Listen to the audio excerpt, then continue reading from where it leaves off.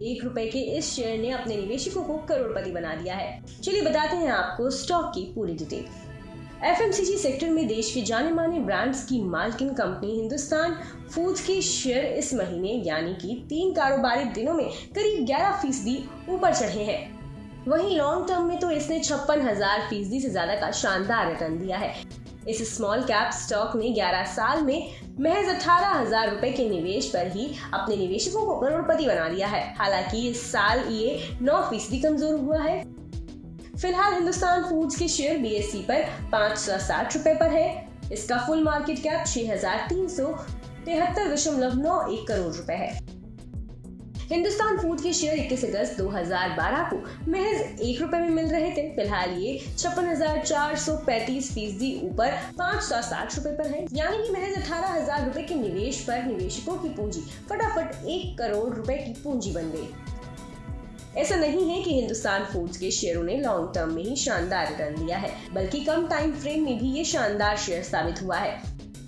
इसके शेयर 21 जून 2022 को ₹328.73 पर थे, जो इसका रिकॉर्ड हाई है। इसके बाद अगले 6 महीने में ही ये 128% चढ़कर 5 दिसंबर 2022 को ₹749.15 की रिकॉर्ड ऊंचाई पर पहुंच गया। हालांकि शेयरों की तेजी यहीं थम गई और फिलहाल ये इस लेवल से 25% डाउनसाइड पर है। घरेलू ब्रोकरेज फर्म आईसीआईसीआई डायरेक्ट के मुताबिक इसने पहला रेजिस्टेंस पार कर लिया है, जिसे निवेश के मौके के तौर पर देख सकते हैं। ब्रोकरेज के मुताबिक इसके शेयरों के लिए पहला रेजिस्टेंस 560.2, फिर 565.4 और फिर ₹576 पर है। वहीं इसे 544.4, फिर 533.8 और फिर ₹528.6 के लेवल पर सपोर्ट मिल रहा है। हिंदुस्तान फूड्स एफएमसीजी सेगमेंट की कंपनी है। ये लैक्मे, मूव, डीकोल, Vim, Veet, Nycil, Harpic, Brooke Bond, Red Label, Bru, Sunsilk, Clinic Plus, Santoor, Dettol और नॉर जैसे जाने माने ब्रांड्स के प्रोडक्ट्स बनाती है। इसमें प्रमोटर्स की 64.85% हिस्सेदारी है। बता दें कि मनी कंट्रोल पर दिए गए विचार एक्सपर्ट्स के अपने निजी विचार होते हैं। वेबसाइट या मैनेजमेंट इसके लिए उत्तरदायी नहीं है। यूजर्स को मनी कंट्रोल की सलाह है कि कोई भी निवेश निर्णय लेने से पहले सर्टिफाइड एक्सपर्ट की सलाह लें।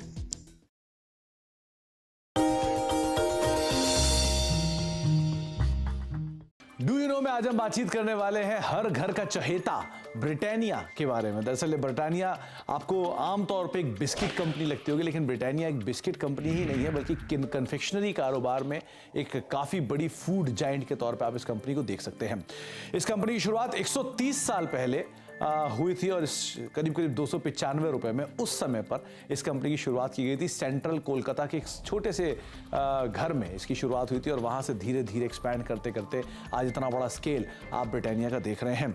ब्रिटिश बिजनेसमैन ने एक स्मॉल हाउस में इस कंपनी की शुरुआत की थी, जिसको धीरे से या फिर बाद में विद टाइम एक्वायर किया गया था गुप्ता ब्रदर्स की तरफ से, और इस कंपनी का नाम बन गया था वीएस ब्रदर्स। लेकिन विद टाइम इस कंपनी में मल्टीपल चेंजेस हुए ओनरशिप को लेकर, जिसके बाद और फेरबदल हुआ और एक ऐसा भी समय आया 1979 में जबकि नेबिस्को ब्रांड, जो ओरियो के एक संस्थापक के तौर पे जानते हैं, जिनको आप ओरियो बिस्किट को अगर आप जानते हैं तो वो नेबिस्को की ब्रांड रहे हैं, उन्होंने इस कंपनी को एक्वायर कर लिया था। एक मेजर स्टेक करीब 27-28% के आसपास स्टेक वो इस कंपनी के अंदर ओन करते थे। लेकिन जो एग्जिस्टिंग प्रमोटर है वाडिया ग्रुप ने, उन्होंने करीब 1990 में इस कंपनी को एक्वायर किया।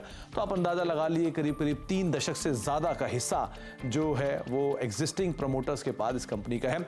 इसके अलावा एक और इंटरेस्टिंग फैक्ट ये भी है कि वर्ल्ड वॉर 2 जब हुआ था तो इस कंपनी को एक ऑफिशियल पार्टनर के तौर पर चुना गया था। जो ये कंपनी जो सैनिक थे उनको फूड बिस्किट्स प्रोवाइड कराती थी, जो कि उनके आगे के लिए कामकाज करते थे। तो एक बड़ा इंटरेस्टिंग फैक्ट ये भी है कि आर्मी को भी ये कंपनी सप्लाई करती थी वर्ल्ड वॉर 2 के अंदर।